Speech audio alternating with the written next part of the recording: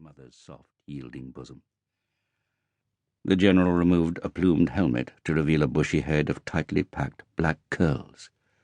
With a quick shake of the head, they sprung to life, forming a circle whose unlikely resemblance to one of the halos on the nearby tapestries was only enhanced by the golden glow of the candles. There was no sign of the sweat and filth of battle on the general's smooth amber skin, narrow, almost delicate nose, and fine-boned, hairless jawline. No hint of stress or exhaustion in the soft, low voice that said, "Your Majesty, I have the honor of informing you that your army's victory is complete. The enemy is vanquished, and his forces are in retreat."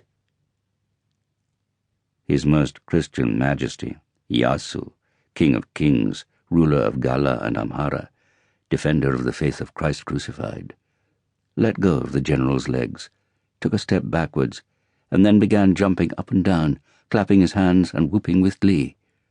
The military men approached and congratulated their comrade in a more sober fashion, with shakes of the hand and pats on the shoulder, while the priest offered a blessing and a prayer of gratitude.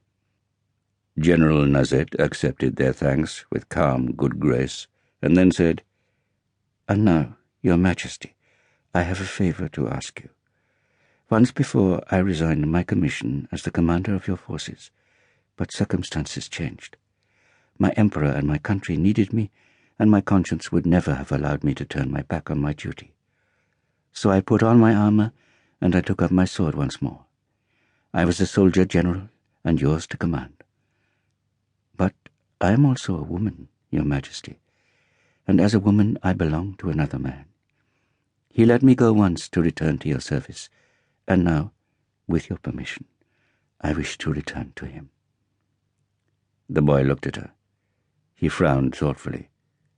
"Is the man Captain Courtney?" he asked. "Yes, Your Majesty," Judith Nazet replied. "The Englishman with the funny eyes that are colored green, like leaves on a tree?" "Yes, Your Majesty. Do you remember you welcomed him into the Order of the Golden Lion of Ethiopia as a reward for his bravery and service to our nation?" "Yes, I remember," said Iyasu, in an unexpectedly sad little voice. Then he asked, "Are you going to be a mummy and daddy?"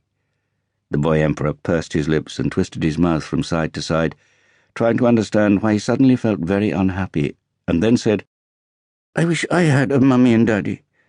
Maybe you and Captain Courtney can come and live in the palace and be like a mummy and daddy to me." "Well, now, Your Majesty, I really don't think that—" the cleric began, but the boy wasn't listening. His full attention was directed at Judith Nazet, who had crouched down on her haunches and was holding out her arms to him. Yasu went to her once again, and this time it was like a child to its mother, as he laid his head on Judith's shoulder and fell into her embrace. "There, she said. "Don't you worry. Would you like to come and see Captain Courtney's ship?" The little boy nodded wordlessly. "Maybe you can fire one of the cannons. That would be fun, wouldn't it?" There was another nod against Judith's shoulder, and then Iyasu lifted his face from the folds of her tunic, looked up at her, and said in a small voice, "You're going to sail away with Captain Courtney, aren't you?" "Yes, I am." "Please don't go," Iyasu asked, and then with desperate determination cried out, "I command you not to go. You must obey me. You said you had to." Then the dam broke, and, sobbing, he collapsed back onto her shoulder.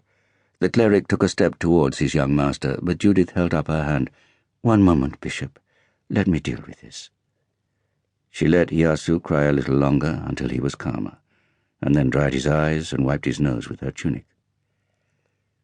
"Now," she said, "you know that I like you very much, don't you, Your Majesty?" "Yes." "And even if I go away, no matter how far, I will always like you and remember you.